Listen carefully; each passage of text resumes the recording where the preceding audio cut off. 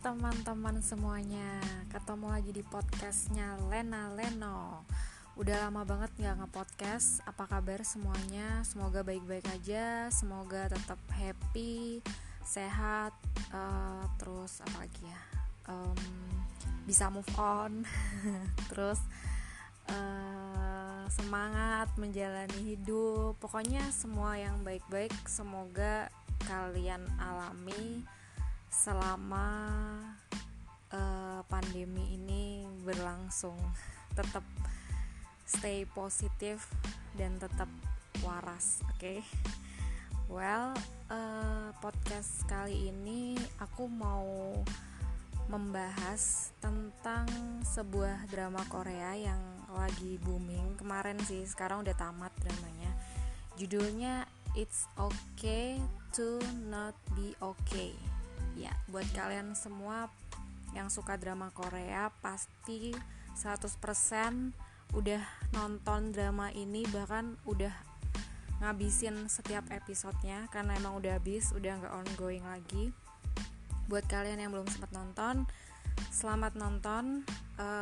Di podcast aku ini aku gak akan ceritain tentang cerita dramanya dan gak akan ada spoiler juga, karena aku akan membacakan sebuah dongeng yang mana dongeng ini tuh ceritanya di drama ini tuh ditulis oleh pemeran utama cewek dari drama Korea ini. Nama pemeran utamanya Ko Moon Young. Jadi aku bakal bacain dongeng yang ditulis oleh si Ko Moon Young ini. Salah satu dongengnya ya maksudnya. Jadi dongengnya tuh ada 5 atau 4 gitu. Nah, aku akan baca salah satunya. Setelah aku bacain, aku bakal komentarin ya istilahnya apa ya? Aku bakal komentarin aja deh ya. Komentarin, ngulik, review, bahas di podcast aku ini. Oke, gak usah terlalu lama ya intronya. Jadi inilah dongeng Ko Moon Young yang berjudul Anak Lelaki yang Penuh Ketakutan.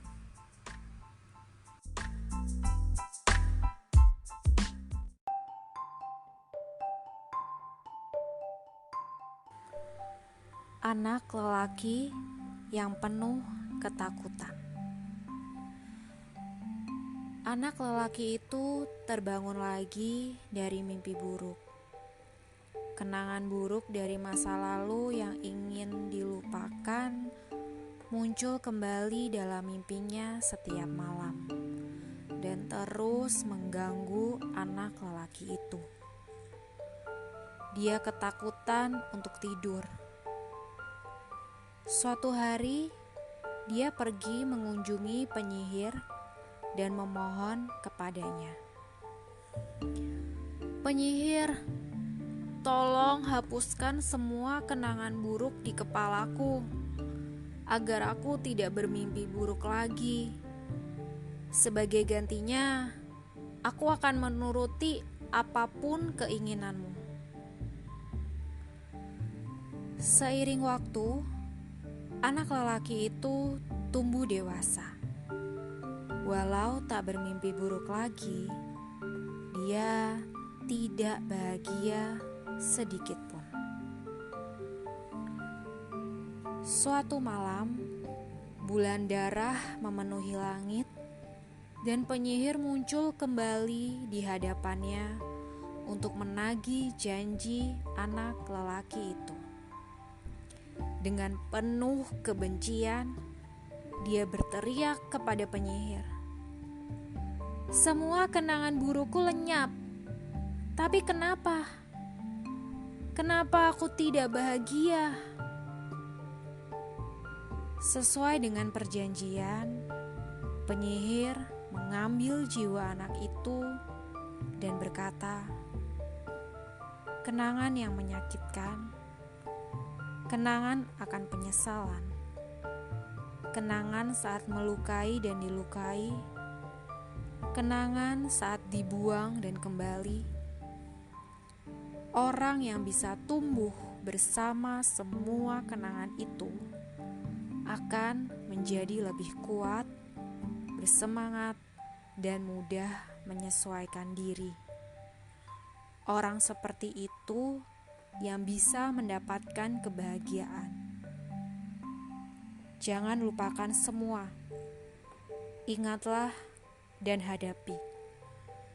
Jika tak dihadapi, kau akan selalu menjadi anak kecil dengan jiwa yang tak bertumbuh.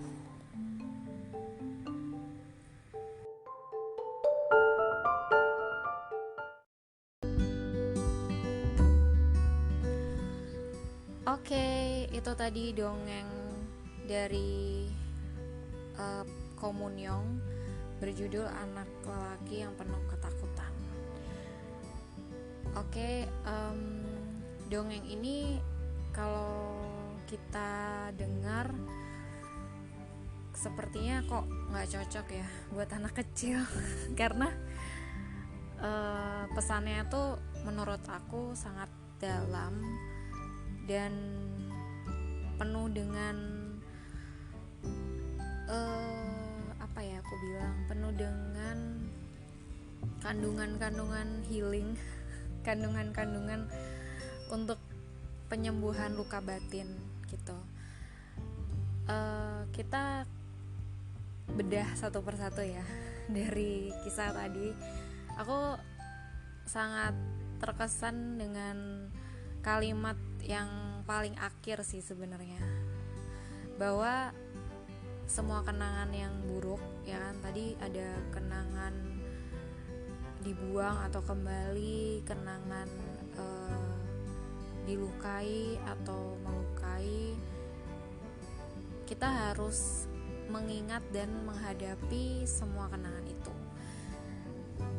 Ini agak sedikit berbeda dengan konsep orang pada umumnya, dan mungkin konsep teman-teman juga, karena aku juga dulu punya konsep yang sama, yaitu kalau misalnya kita punya kenangan atau memori buruk atau yang menyakitkan gitu ya buat kita tuh cenderung untuk berusaha melupakan kenangan itu, ya kan, boro-boro buat diingat ya kan, kalau bisa tuh pengen hilang ingatan. Bahkan sampai ada lagu lumpuhkanlah ingatanku, hapuskan tentang dia, itu kan adalah sebuah jeritan atau keresahan manusia pada umumnya, bahwa mereka, kita semua ya manusia tuh cenderung ingin melupakan semua kejadian-kejadian, memori, kenangan yang menyakitkan buat kita. Kalau misalnya memori yang menyenangkan, yang membahagiakan, ya pastinya kita ingat. Bahkan kalau perlu tuh diabadikan dalam bentuk sebuah gambar, video, atau bahkan mungkin tulisan gitu kan. Tapi kalau kenangan yang buruk, itu kita berusaha untuk melupakan semuanya itu. Betul? Padahal sebenarnya setelah aku baca kisah ini, dan aku juga baca artikel-artikel psikologi yang berkaitan dengan healing, penyembuhan luka batin, justru fase move on ya, atau fase move on itu nggak mesti putus cinta ya teman-teman, maksudnya fase untuk bergerak maju dari sebuah kenangan atau memori yang menyedihkan atau menyakitkan. Ada fase yang bernama tuh acceptance gitu kan, penerimaan. Nah, di dalam fase penerimaan ini, yang kita lakukan itu bukan melupakan kejadian itu, tapi kita hadapi memori itu sampai kita tuh bisa menerima, atau mungkin bahasa gampangnya tuh ikhlas gitu ya, bahwa kejadian atau memori itu ya sudah gitu loh, nggak perlu lagi ditangisi, nggak perlu lagi disesali, nggak perlu lagi di apa ya, kalau bahasa anak-anak Scorpio yaitu saya sendiri, nggak perlu lagi diingat-ingat untuk menjadi sebuah dendam gitu. No, jadi kita hadapi sampai ya kita ikhlas, kita menerima. Dan kita tuh ketika kita udah ingat ketika kita ingat itu, kita udah nggak merasakan apa-apa lagi. Maksudnya udah nggak merasakan perasaan-perasaan negatif lagi. Kita udah kayak oke, biasa aja, oke, itu udah terjadi, oke, aku terima bahwa ya emang itu adalah pengalaman gitu loh buat aku. Oke, aku terima meskipun itu menyakitkan, tapi oke, aku terima bahwa itu adalah bagian dari pengalaman hidup, perjalanan hidup. Syukur-syukur kita bisa menerima bahwa ya itu adalah sebuah pelajaran kehidupan yang harus aku alami gitu. Dan ketika kita udah menghadapi itu, kita mengingat itu dan kita menghadapi itu dan kita menerima itu, kita ikhlas terhadap hal itu, ya kita akan menjadi pribadi yang tadi dibilang bijaksana, terus apa lagi ya, kuat, bertumbuh, terus bahagia, bersemangat, ya kan. Ya itu hasilnya adalah itu. Karena sebenarnya kenangan-kenangan atau memori yang menyakitkan atau yang buruk itu bisa jadi sebuah pelajaran sih buat kita, sehingga kita bisa tahu gitu loh, oh ternyata tuh hal ini adalah sesuatu yang merugikan orang lain, berarti aku nggak boleh melakukan ini ke orang gitu. Atau kita juga jadi tahu ada jenis-jenis manusia yang seperti itu yang bisa menyakiti orang lain, sehingga kita cukup tahu dan nggak perlu berurusan dengan orang itu gitu loh, orang-orang yang seperti itu. Dan jangan menjadi orang yang seperti itu gitu kan. Dan bisa juga kita mengenal batasan dari diri kita gitu. Oh, gue nih nggak cocok nih sama orang yang gini, orang yang gitu. Ya pokoknya sebenarnya itu semua adalah pelajaran yang bagus buat kita. Jadi kita tuh bisa mengenal karakteristik manusia tuh kayak gimana. Kita juga bisa mengenal diri kita, batasan diri kita tuh seperti apa, kita sukanya tuh gimana, kita nggak suka yang gimana, yang mana hal-hal yang bisa menyakiti kita, yang mana hal-hal yang perlu kita perlu kita jauhi, perlu kita mungkin tidak berurusan dengan hal itu. Pokoknya semuanya itu sebenarnya bermanfaat buat kita. Cuman karena manusia itu kan lemah ya. Nanti ada dongeng lain sih yang membahas tentang manusia yang begitu lemah. Manusia itu kan lemah ya. Jadi kita tuh punya perasaan gitu loh. Ketika kita disakiti ya kita tuh pasti sakit. Ya namanya kayak badan tubuh aja, kalau dilukai, berdarah, terluka ya pasti kan sakit gitu kan, dan berbekas. Tapi bukan berarti nggak bisa sembuh, bisa sembuh. Sembuh itu adalah ketika ya sama dengan penyakit fisik, ketika udah nggak terasa sakit lagi, ya itu artinya kita tuh udah sembuh. Mungkin bekasnya masih ada, ya kan. Kalau misalnya kita kayak aku punya bekas luka ya, kayak dulu aku pernah jatuh, terus ada bekasnya. Tapi ketika aku pegang lagi tuh bekasnya, itu udah nggak ada rasa sakitnya lagi, karena ya udah sembuh gitu loh. Sama luka batin juga gitu, mungkin bekasnya masih ada. Apa sih bekasnya? Ya memori, ingatan, kenangan. Tapi itu udah nggak sakit lagi karena tuh udah sembuh guys. Udah sembuh. Jadi ya kalau misalnya kita mau jadi pribadi yang semakin kuat, bertumbuh, bisa menyesuaikan diri, bersemangat, punya karakter yang semakin upgrade gitu ya, semakin baik, semakin kuat juga. Ya kita jangan berusaha melupakan memori atau kenangan yang menyakitkan. By the way, berusaha ngelupain juga gak akan ada gunanya sih guys, tetap bakal keinget terus. Cuman ya kita harus healing, kita harus sembuh dari luka batin itu, sehingga ketika kenangan itu muncul kayak so what, oke, terus kenapa, udah gak terasa lagi sakitnya, cuman keinget aja, untuk mengingatkan, untuk jadi satu pelajaran, untuk jadi satu apa ya, ya itulah ya, pelajaran, pengingat, terutama sih pelajaran sih. Kalau aku lebih ke pelajaran gitu loh. Semakin banyak, makanya semakin banyak kita terluka, sebenarnya semakin banyak pelajaran yang bisa kita dapatkan. Cuman lukanya nggak usah dicari-cari ya teman-teman. Ya itu akan datang dengan sendirinya. Kita hanya perlu menghadapi aja. Well, buat kamu semua yang mungkin masih punya luka atau masih punya apa ya luka sih, luka, atau mungkin sekarang nih lagi ngerasa pengen banget deh punya atau menemukan satu obat yang ketika aku minum obat itu tuh aku hilang ingatan, jadi aku nggak perlu lagi ingat-ingat semua hal-hal yang menyakitkan itu. Well, please jangan, nggak perlu dan jangan, dan memang nggak ada untungnya. Kamu harus hadapi itu, ingat dan hadapi, maka kamu akan menjadi orang dewasa dengan jiwa yang bertumbuh.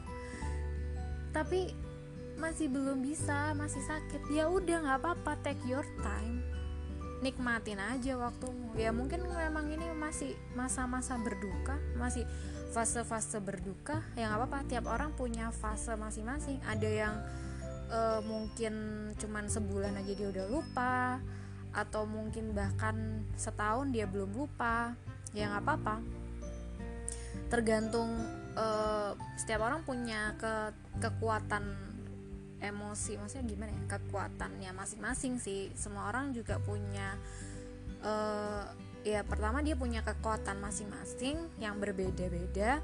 Kedua, seberapa menyakitkan kejadian itu juga berpengaruh ya. Kalau cuman mungkin lu dibilang gendut lu gitu, mungkin cuman 2 minggu juga udah lupa kali ya sama kejadian itu, mungkin atau ada yang enggak. Tapi kalau misalnya mungkin ditipu 1 miliar gitu kan, ya mungkin setahun aja belum bisa lupa gitu loh. Maksudnya bukan belum bisa lupa ya, belum bisa maafin, belum bisa nerima, belum bisa ikhlas gitu. Ya semua orang tuh punya waktunya masing-masing, punya kekuatan masing-masing, dan tergantung juga tingkat kepelikan, kesulitan, semenyakitkan kejadian itu gitu. Ya it's okay, tetap jalanin aja hidup kita. Yang penting sih jangan, kalau menurut aku ya, jangan terus-terusan sorry ada gangguan, jangan terus-terusan di ini sih, di apa ya, jangan terus-terusan mengasihani diri sendiri gitu. Tetap harus cari hal-hal yang membuat kalian itu bahagia. Mungkin dengan nonton drama Korea It's Okay to Not Be Okay, kalian bisa bahagia, bisa membantu kalian untuk healing.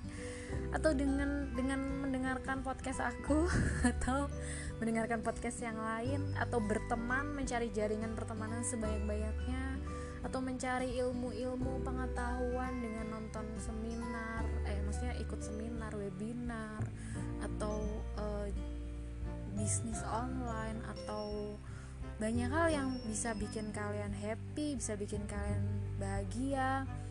Dan dengan mungkin mendoakan diri kalian, berdoa, Tuhan berikan aku hati yang ikhlas, hati yang bisa menerima, berikan aku kebahagiaan, kedamaian gitu kan. Lalu ketika kalian udah mulai damai, udah mulai bisa nerima, mungkin kalian juga lebih hebat lagi, kan bisa doain orang yang nyakitin kalian. Who knows ya. Gak usah munafik juga, kalau emang hari ini belum bisa doain ya jangan sok-sokan ngedoain juga sih. Tapi why sih, who knows, kalian suatu hari nanti bisa sampai di titik gak cuman bisa nerima, tapi memaafkan dan bahkan mendoakan orang yang menyakiti kalian. Kita gak tahu ya, manusia kan bisa semenakjubkan, setidak terduga itu ya gak? So ya, dari dongeng ini semoga bisa membantu kalian untuk nggak apa-apa ketika kalian sedang nggak baik-baik aja. Take your time, Tapi di dalam kalian take your time atau menjalani proses healing itu ya kan harus tetap menikmati hidup kalian dengan hal-hal yang membahagiakan kalian gitu. Oke teman-teman semuanya, ini udah kepanjangan banget. Sampai ketemu di podcast selanjutnya. Mungkin aku bakal bacain dongeng yang lain yang bisa membuat kita sama-sama healing dan positif. Oke, sampai ketemu di podcastku selanjutnya. Bye-bye.